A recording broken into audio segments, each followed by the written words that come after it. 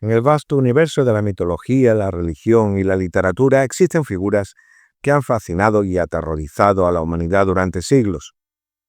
En lo profundo de las tradiciones judeocristianas y afines existe una historia oscura y fascinante.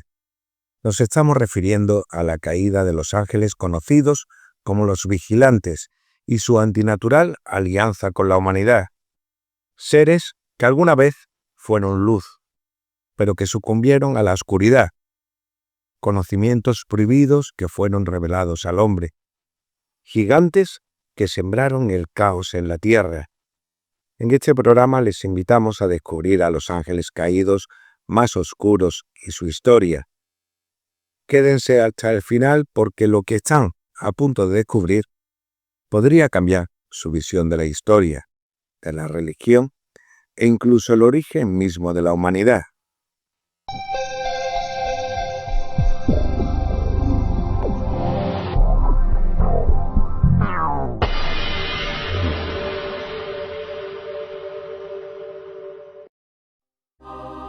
Para conocer el inicio de la historia de los ángeles caídos, primero debemos volver al origen de la fuente que lo narra. Esta no se encuentra en los libros oficiales de la Biblia, ni tampoco en los textos canónicos del cristianismo. Para encontrar la fuente debemos remontarnos a los antiguos textos apócrifos y a los manuscritos del Mar Muerto, y más concretamente al libro de Enoc.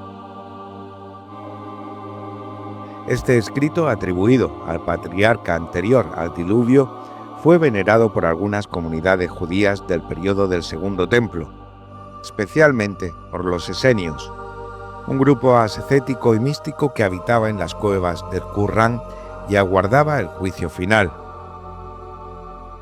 Ellos conservaron copias del libro de Enoc, en las que se describe una historia inquietante, la de los ángeles llamados vigilantes, que descendieron a la tierra, tomaron esposas humanas y desataron un caos que puso en peligro el mismo equilibrio de la creación. Aunque excluido del canon por las autoridades religiosas, este relato sobrevivió a través de los siglos, oculto pero nunca del todo olvidado. ¿Pero quién fue Enoc?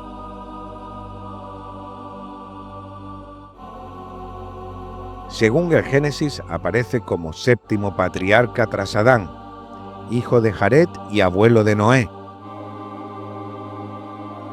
La Biblia en Génesis 5:24 solo registra que caminó con Dios y desapareció, porque le llevó Dios.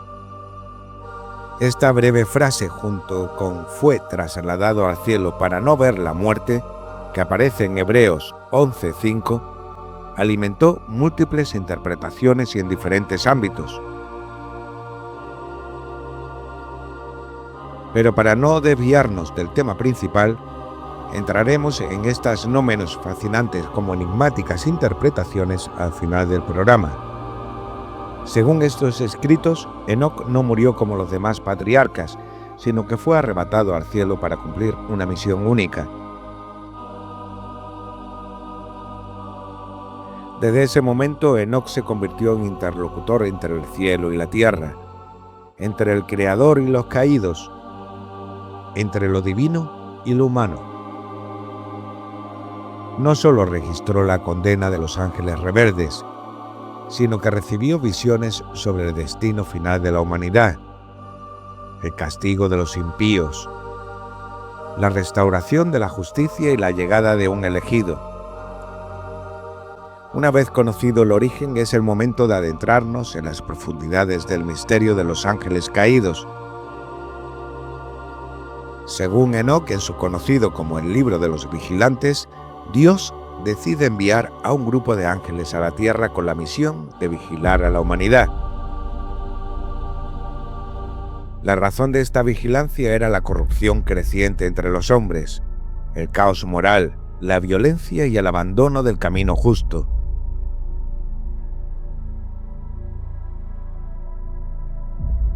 Estos ángeles, llamados los vigilantes, Irín en arameo, fueron designados para observar y corregir, no para intervenir, pero su misión derivó en desobediencia.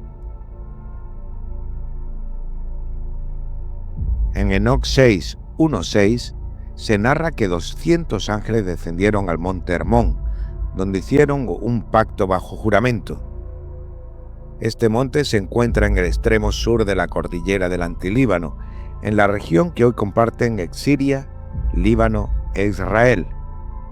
Allí, sobre esa cima fronteriza y remota, los ángeles sellaron su decisión de intervenir en los asuntos humanos, contraviniendo los designios divinos. ¿Pero qué llevó a esos ángeles a ir contra la voluntad de Dios? Habían sido enviados originalmente para vigilar a la humanidad, para observarla sin intervenir, como guardianes silenciosos del orden. Pero al contemplar a las hijas de los hombres, según este texto, fascinados por su belleza y movidos por una pasión que no les correspondía, comenzaron a anhelar algo prohibido, unirse a ellas y engendrar descendencia. El líder de esta rebelión era Semyaza.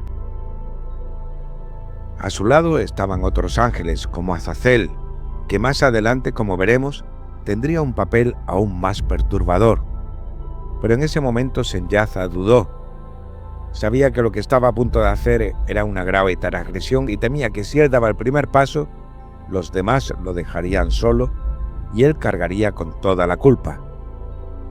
Por eso propuso un juramento colectivo, un pacto que los atara a todos sin que hubiera vuelta atrás. Los ángeles que compartían ese deseo por las mujeres humanas aceptaron. Sellaron el acuerdo con un juramento solemne, invocando maldiciones sobre sí mismos si alguno se retractaba. Fue entonces cuando decidieron descender plenamente y tomar esposas humanas, un acto que no solo rompía el límite entre lo celestial y lo terrenal, sino que desafiaba directamente la autoridad de Dios. Y es así como comenzó la caída. De esas uniones nacen los Nefilim, gigantes de naturaleza híbrida, mitad divina, mitad humana. En Génesis 6:1-4 se menciona brevemente a estos seres. Había gigantes en la tierra en aquellos días. Pero es en el libro de Enoc donde se detalla que los gigantes, nacidos de la mezcla entre ángeles y mujeres humanas, pronto devoran toda la comida que produce la tierra. Y cuando ya no queda alimento, según se narra en Enoc 7:5, comienzan a devorar también a los propios hombres. La violencia y la corrupción se expanden como una plaga. Y con ellas llega algo más peligroso aún, el conocimiento prohibido.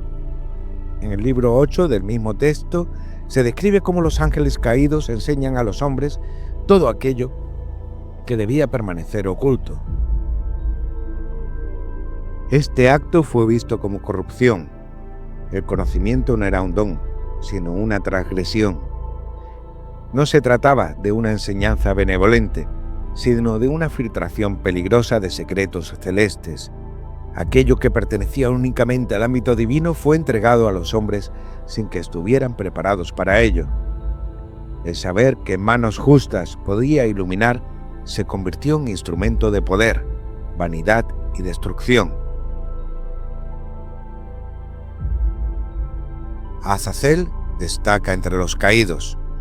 En 1 de Enoc 8:1-3 se afirma que enseñó a los hombres a fabricar espadas y cuchillos, escudos y corazas, y les mostró los metales de la tierra y cómo trabajarlos, así como brazaletes, adornos, el uso del antimonio, el embellecimiento de los párpados, todo tipo de piedras preciosas y el arte de teñir.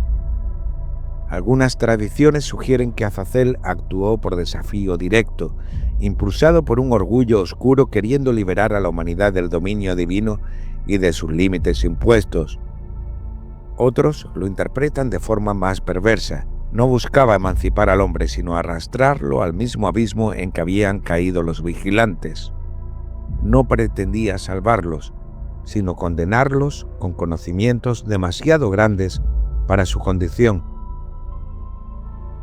Pero Azazel no fue el único. Semyaza, el líder del juramento en el monte Hermón, enseñó a los hombres hechizos y encantamientos, abriendo el camino a la manipulación del oculto, a prácticas que traspasaban los límites de lo natural. Armaros reveló cómo deshacer esos encantamientos, mostrando que el poder adquirido no solo era peligroso por lo que podía crear, sino también por lo que podría deshacerse. La sabiduría se convertía en un arma de doble filo. Baraquiel introdujo la astrología, revelando cómo leer el destino en los cielos, alterando la relación del hombre con el tiempo, los ciclos y la voluntad divina. Cocabiel enseñó el conocimiento de las estrellas, desvelando los mapas celestes y exponiendo lo que antes solo los ángeles conocían. Ezequiel, por su parte, enseñó a interpretar las señales de las nubes, anticipando fenómenos y leyendo augurios que pertenecían únicamente al dominio celestial.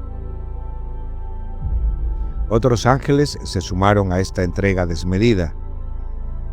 Araquiel mostró los signos secretos de la tierra. Shamsiel reveló los secretos del sol. Sariel enseñó el curso de la luna, y así, uno por uno, lo que debía estar reservado al cielo fue entregado a la humanidad. Y no fue por compasión, ni por amor, ni por voluntad de compartir sabiduría. Fue parte de una transgresión más profunda, una fractura deliberada en el orden establecido, una invasión de lo sagrado en el mundo de los hombres. El límite entre lo divino y lo humano, entre lo permitido y lo prohibido, quedó desdibujado. Y la humanidad, sin saberlo, acababa de recibir un conocimiento que no podía manejar, ni tampoco podía devolver. Pero aparte de eso, ¿cuáles fueron las consecuencias de estos actos? ¿Cómo reaccionó Dios ante una rebelión que rompía de forma directa y consciente su mandato? La respuesta no se hizo esperar. Ante la creciente corrupción, la violencia sin medida y la perversión del orden natural, los grandes arcángeles del cielo, Miguel, Uriel, Rafael y Gabriel, se presentaron ante Dios para pedir clemencia para el hombre.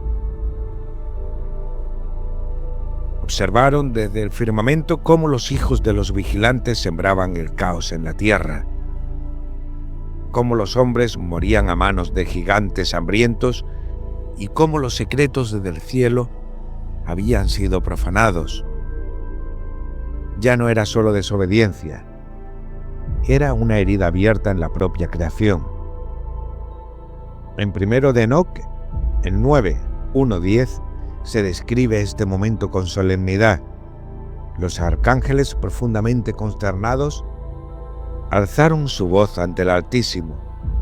Les pusieron el sufrimiento de la humanidad y la ruina que se había extendido sobre el mundo, implorando justicia, y Dios respondió.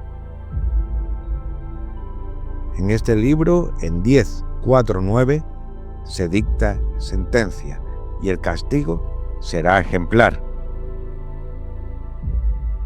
Y así comienza la respuesta del cielo ante la caída de los ángeles y del hombre. Dios envió uno a uno a cada ángel leal con instrucciones tan claras como inapelables. Rafael recibió una orden directa. Debía capturar a Azazel, el principal corruptor. Debía encadenarlo de pies y manos y arrojarlo a un lugar tenebroso llamado Dudael. Entre rocas afiladas y un entorno inhóspito, Azazel debería permanecer encerrado hasta el día del juicio. Dudael es descrito como un desierto de piedras filosas, un lugar desolado y abrasador. El texto no ofrece una localización geográfica precisa, pero algunas tradiciones posteriores, de raíz sobre todo judía y cristiana, lo sitúan simbólicamente en los desiertos cercanos al Mar Muerto o en regiones áridas al este de Jerusalén. Más que un punto en el mapa, Dudael representa el aislamiento total, el encierro en la sombra, la prisión del que rompió el equilibrio de lo divino. A Gabriel se le ordenó liberar el caos entre los gigantes. Los Nephilim debían volverse unos contra otros, destruirse con la misma brutalidad con la que habían devorado el mundo. Miguel, el príncipe de la luz, debía descender y someter a Zenyatta y a los demás vigilantes, aprisionándolos bajo tierra, lejos de la vista del cielo y de los hombres. Y Uriel, silencioso y severo, debía anunciar lo inevitable: una gran purificación, un diluvio. Dios decreta ese diluvio para purgar al mundo de su corrupción. Según 1 de Enoc, en 10, 15, 22 y 67, 1, 10, Enoc es testigo de esta decisión. Noé es señalado como justo y puro, y su vida será preservada. Tras el diluvio, los cuerpos de los Nephilim mueren, pero sus espíritus no desaparecen. En 1 de Enoc 15, 8, 12, Dios explica que los espíritus de los gigantes, al ser híbridos, no pueden ascender al cielo ni a regresar al mundo de los vivos. El libro de los Jubileos, en el capítulo 10, confirma esto y añade que Noé suplica a Dios que los encarcele. Dios accede parcialmente. Aprisiona a la mayoría, pero permite que una décima parte quede libre para probar a la humanidad. ¿Y entonces qué sucedió con los gigantes Nephilim tras el diluvio? Las fuentes apocalípticas agregaron un final aún más ominioso. En 1 de Enoc 15 se explica que los gigantes serán llamados espíritus malignos en la tierra. En algunas tradiciones judías primitivas y entre los padres de la Iglesia, como Tertuliano o San Hipólito, se recoge la idea que las almas de los gigantes debían deambular penando, vinculando así la figura demoníaca al linaje de los caídos. La exclusión del libro de Enoc del canon bíblico se explica por varios factores: su visión de ángeles rebeldes, su crítica velada al poder celestial y su transmisión de un conocimiento espiritual simbólico y oculto. Fue conservado únicamente en la Iglesia Ortodoxa etíope, pero redescubierto en Occidente a finales del siglo XVIII y confirmado por los manuscritos en arameo encontrados en Qur'án. El caso de Azazel plantea una cuestión antigua, esencial y aún no resuelta. ¿El conocimiento siempre es un bien? ¿O existe un saber que cuando se entrega antes de tiempo se convierte en maldición? Tal vez nunca sepamos con certeza qué ocurrió en aquel tiempo remoto, ni sepamos si esta historia nos habla solo de la mitología o de algo que ocurrió en realidad. Y es que resulta demasiado extraño que en distintas culturas y religiones se nos transmitan de una forma o de otra historias similares. La propia figura de Enoc es uno de los grandes enigmas de la antigüedad. Según los textos, no conoció la muerte. Fue llevado, arrebatado, elevado, según se dice, porque caminó con Dios. Pero ¿y si esa frase encierra algo más literal de lo que imaginamos? Algunas corrientes modernas no dudan en interpretarlo como una abducción, el traslado físico de un hombre por parte de entidades superiores con un propósito que aún desconocemos y que no ha sido la única historia de este tipo que ha traspasado el tiempo para llegar a nuestros días. Sin ir más lejos, en la tradición islámica aparece la figura de Idris, un profeta justo, sabio y también elevado al cielo sin morir, cuyas cualidades y destinos coinciden punto por punto con los de Enoc. En los libros herméticos, Hermes Trismegisto recibe revelaciones de un ser celestial y también es elevado en visión y contemplación y luego transmite ese conocimiento a la humanidad. Su figura ha sido interpretada por algunos como un reflejo esotérico del mismo Enoc. Y la gran pregunta es si no estamos ante personajes distintos, sino ante la misma historia recordada por civilizaciones separadas. ¿Y si fueran en esencia una sola figura, recordada a través de historias diferentes. La historia del diluvio, los gigantes, son figuras constantemente repetidas por toda la geografía del planeta, desde el este al oeste y desde el norte hasta el sur. ¿Acaso no estaremos tomando como leyendas y simples cuentos algo que pudo haber ocurrido realmente? Y por otro lado, existe la advertencia de que el conocimiento por sí solo no nos eleva, que no basta con acumular saberes, dominar técnicas o desvelar misterios, si al mismo tiempo no aprendemos a ser mejores como personas o nos deshumanizamos, porque ningún descubrimiento, por asombroso que sea, justifica que olvidemos ni apartemos nuestra condición humana. Tal vez el verdadero progreso esté en recordar que si el saber nos aleja de nuestra propia humanidad, deja de ser sabiduría y se convierte en otra forma de caída. Me gustaría saber qué piensan al respecto. ¿Creen que el conocimiento es bueno o piensan que deberíamos centrarnos en mejorar nosotros como seres humanos? Les animo a que dejen su opinión en los comentarios.